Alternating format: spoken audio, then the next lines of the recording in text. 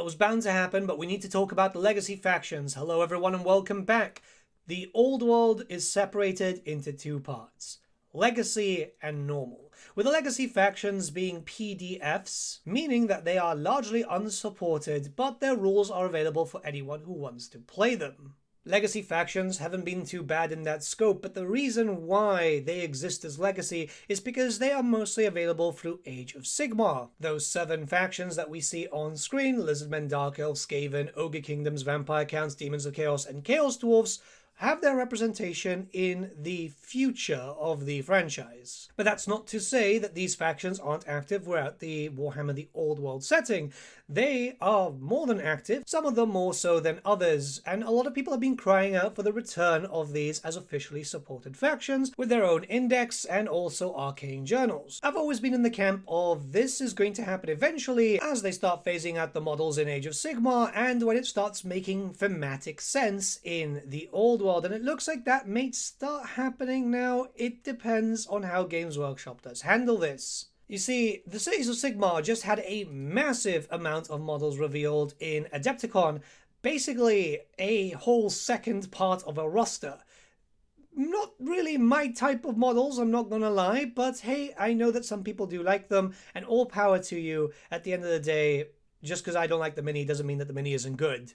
But essentially it is a brand new full roster to add in with all the available Cities of Sigmar models, and that pretty much means that there's no reason to keep the Dark Elves in the Cities of Sigmar anymore. You see, on the Games Workshop website on the Cities of Sigmar, if you scroll down, you're basically just going to be met with most of the Dark Elf range from 8th edition, including the Executioners, Dread Spears, and the rest, all of which have been temporarily out of stock for a fair amount of time, and that obviously makes sense as Games Workshop is making less and less stock of them in an effort to phase them out. The new models will come in and replace the old, and while that is quite sad, it does bode well for the old world fans. This is something that we've actually seen happen before with the core factions. You see, the Beastmen were available to the Age of Sigmar range, but they were, well, pretty much shot and removed quite quickly, and then a few weeks, I think it was about a few weeks later, they appeared for the Old World. Now, this is not to say that this might happen again, considering the fact that the Bone Splitters, this is the Age of Sigmar version of the Savage Orcs, the same models from Warhammer Fantasy, did get removed, but have not since seen a re-emergence in Warhammer the Old World just yet, which is really disappointing considering that I'm a very big Savage Orc fan. And yes, I believe those fake leaks that popped up at some point, which had me paint up 200 Savage Orcs in 7 days to prepare an army for them. The benefit is, if it ever happens and they decide to introduce Savage Orcs, I'm good to go. So why is it a time for legacy factions to start making a return? Simply put, the timeline is moving forward, and as time progresses, we're going to have to see needs for other factions to start making themselves more known and active throughout the world as the Great War Against Chaos finally begins. This is, of course, unless lore drastically changes, but so far, lore has been keeping very much similar to that of Warhammer Fantasy. While we don't know exactly what the Lizardmen were up to, mostly because Lizardmen lore was always kind of all over the place in Warhammer Fantasy, we know that the Dark Elves will start to become active once again as Malekith will start, or Malarian, as I think he is also being called in the Old World. Yes, even Games Workshop are scared of Disney. But yes, Malekith will declare the Age of Vengeance, which will require the Dark Elves to start getting active and launching invasions of Ulthuan alongside fighting other sections of Elves. The Skaven are right now kind of replenishing their numbers. This is what happened after the whole Black Plague situation. And just in general, the Skaven screwing each other over, which meant that while they were very close to winning the war against the Empire, some clans just don't want to see that happen, right? So we do know that right now they're replenishing their numbers, but they will at some point, unless law changes, affect Bretonnia with, I believe it was the Yellow Pox. In fairness, a lot will happen to Bretonnia very soon, if everything remains the same, because the affair of the False Grail, which we'll talk about in just a second, but also the Skaven and Demons of Nurgle. The Skaven will also become more and more active as time progresses to the Great War. We know that the Skaven become incredibly active near the end around the Siege of Prague, so it's only a matter of time, and I don't see them coming anytime soon. Ogres right now are a bit of a mystery, but considering that we do have Grand Cafe now, it's only a matter of time until they have to map out the Mountains of Morn. We've also seen some ogres in the form of ogre loaders in the Cafaean armies, and they're going to have to start getting into more ogre lore eventually when Zhao Ming does release for Grand Cafe, as we do know that he has quite a close relationship with them. The vampire counts are an interesting one because a lot of people seem to think that the vampire counts are completely inactive, but that's not the case. Yes, the war against the Empire has failed and Vlad and Isabella are now dead until further notice. Manfred has disappeared to who knows where, but there is other stuff going on. We do know the Affair of the False Grail, which is essentially a vampire event in Bretonnia, which has been hinted a fair amount of times in the Old World map. Not only that, but in the Old World map itself, we do know that there is a new blood keep for Wallach Harken that is actually right above the area of the Forest of Gloom. It's surprisingly disappeared into different locations. That only really covers the blood dragons and really the distinction of the False Grail, which some people call it the blood dragons, some people say it was just an offshoot of its own thing. It doesn't cover the Lemians, the Strigoi, or the Necrocs, but it's a very good start. Demons at this point are largely really unseen until we start getting the little plague issues around Musalon, which a Nurgle demon army basically infests the city, but that's pretty much it. It's very sporadic. It's very important to know here that magic right now is not in full bloom, meaning that there's less and less chances of demons. Demons will still appear, but more in a singular sense, where cultists will probably summon in one bloodletter, one demonette, but it's going to be very rare to see the massive legions of demons until closer and closer to the Great War Against Chaos, where Chaos will be more united, meaning that the powers of Chaos will swell and we'll start to see more and more demons. And then lastly, the Chaos Dwarves, which are largely inactive during this period. It's very important to realize that. Yes, we do see some Chorfs, because if you buy yourself a Hell Cannon, yeah, that's a Chorf mounted thing, right? In fact, most of early history of Warhammer Fantasy, we didn't really know what the Chaos Dwarfs were doing. What has been quite interesting to note is that every now and then the Old World map has been getting updated, and some Chaos Dwarf level areas, right, have been getting slight updates every now and then, which does mean that we could see something happening with them in the future, though if we do, they would likely be the last.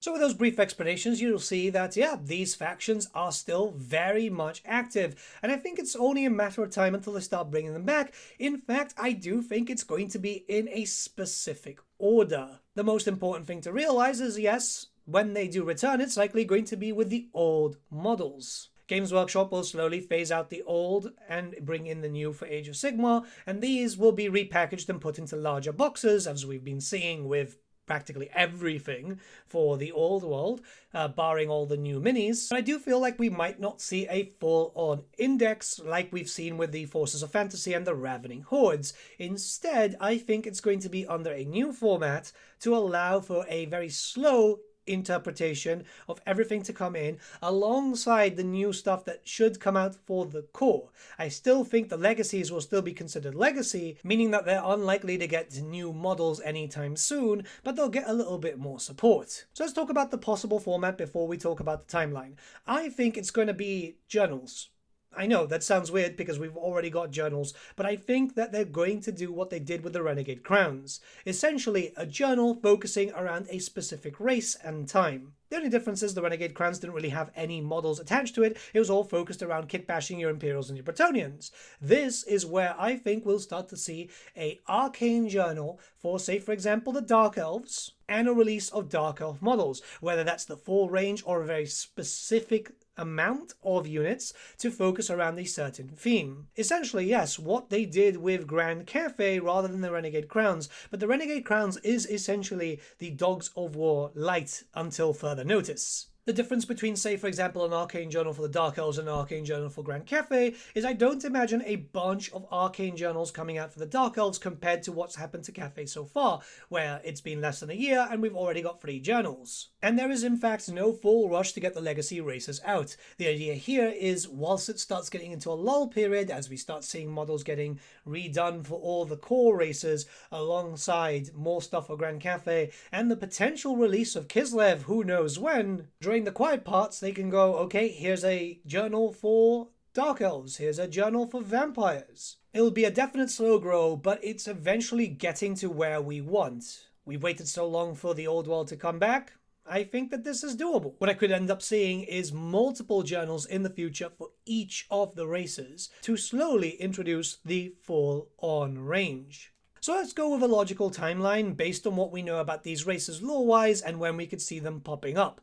I could see the vampire counts coming in first with the Affair of the False Grail, a small arcane journal which is likely, if they go by a lore-centric point of view, a mix of Bretonnians and also some vampires, meaning that we'll get this old zombie kit back, maybe some skeletal warriors, a usage of ghouls, which are still available for Age of Sigmar, but that's perfectly fine as there are models that you have to buy for the Orcs and Goblins in Age of Sigmar right now. Maybe the return of Black Knight models, but the idea here is very basic undead, because obviously this is just falling now.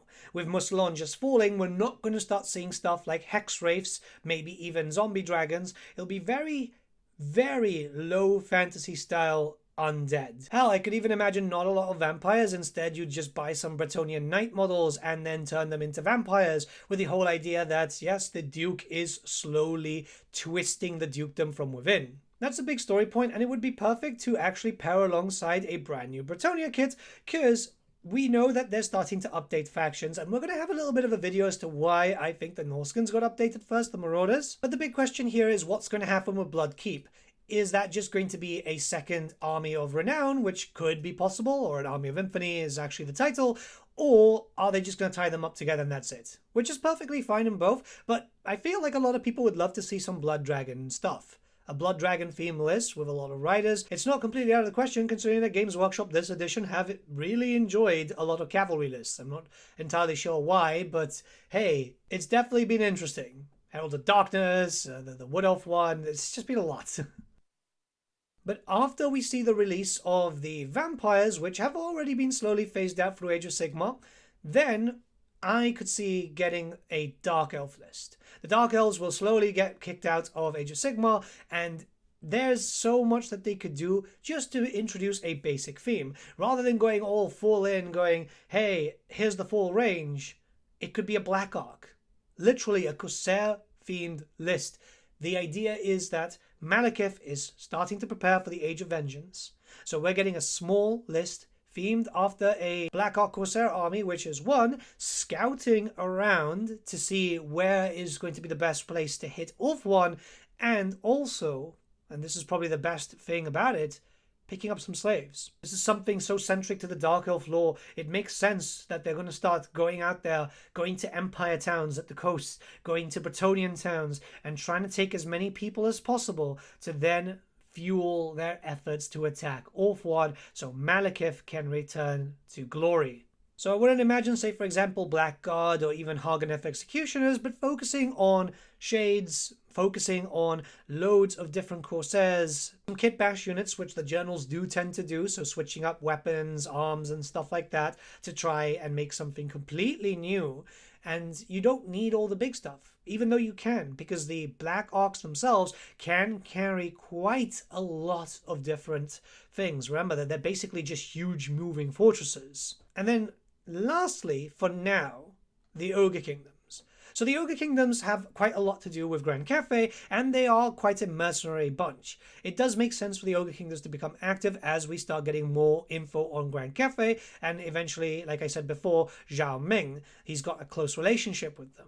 The idea there would be focus around the ogres being a roadblock for the Cathayans trying to get to the old world, or maybe having some diplomatic missions with Kislev, which would then kind of fit with the lore as why we didn't hear much about Grand Cafe during the original Great War. Sure, it's because Grand Cafe didn't have an army, but it makes sense that, yeah, the ogres were the reason why we didn't hear much about them at the start. The full range can easily come in, there's not a lot of ogres, and the idea here is just get the big boys out, people like them, and be able to have them as mercenaries with other factions if people do want them. But that leads us to the others, the Lizardmen, the Skaven, the Demons of Chaos, and the Chaos Dwarfs. So the problem here, like I said, is the Lizardmen aren't active, which is not so much of a problem in some cases, as Games Workshop can easily just go, Well, no, here's where they have always been, right? They were just slightly to the left, which is something that always happens. It would be a perfect time to basically introduce the Lizardmen later. Same thing with the Skaven, the Demons, and the Chaos Dwarves. I think that all 4 of these races will eventually come back, but it'd be dependent on the release schedule of other stuff alongside model updates and new factions. Kislev is something that we're going to be waiting for. We'll talk about Kislev a little bit later, but I don't think that they're going to want to kind of jump into everyone coming back really quick. In fact, it's more of a, in case of emergency, break glass situation. From a lore perspective, the Skaven, the Demons of Chaos, the Lizardmen, and the Chaos Dwarves do not have much to do at around this period, so it makes sense for them just to wait. Skaven later down the line, with some examples here, right? So let's go with Skaven first. Skaven, they could easily start doing some small skirmishes and starting to pop up from the world. An arcane journal with a small list, just kind of attacking and going through Bretonnia, the Empire, but very, very small, nothing really massive. The Demons of Chaos could be first introduced with the Warriors of Chaos before jumping in to the main solo faction. The idea here is, Asavar Kul has finally started to make himself more known. There are already hints about a warlord up in the north. Now, if you're running a Cornfiend army, if we start getting monogod books, which we are aware monogod books are quite popular in Age of Sigmar and in 40k, what about a unit of Bloodletters? A unit of Fleshhounds? Very small at the very beginning. The idea here is just small amounts of chaos coming in, eventually leading towards the start of army books, journals, where it's 4 dedicated journals, 4 chaos divided, mixing up the rosters of the Warriors of Chaos alongside the Demons. Then in the future, after they're out and Chaos is even more powerful, we can start seeing a full-on dedicated demon book, which will then focus around demons undivided, so you can mix up your pink horrors with your plague bearers, with your demonettes and the rest. The only hard one would be the Chaos Dwarves. The Chaos Dwarves themselves don't really have a full range. They've got a lot of weird models all over the place. There's the Forge World army, which would be kind of cool to see back. I know a lot of people would love to see those models back. The problem there is that the old Forge World resin wasn't good unless that gets updated, and some of the models get cleaned out a little bit to make them less of a slog to build up and deal with, which would be lovely. But the Chaos Dwarves would definitely be last. That's the main thing. The Chaos Dwarves would definitely be last there. If this all were to happen, it would be low priority, I think, for Games Workshop. They'd want to do it in because it's easy money. They can basically just keep selling old models and make money off them, even when they're no longer considered relevant in their eyes.